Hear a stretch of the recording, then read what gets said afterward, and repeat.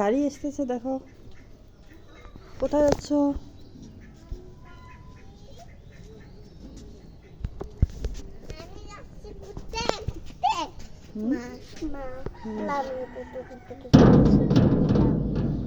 কিচ্ছু নেওয়া যাবে না, দাও।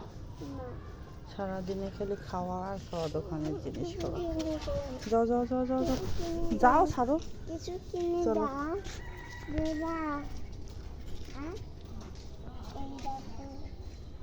তোমার হাতে কি দেখি? আমার হাতে কি? কি এটা তোমার হাতে?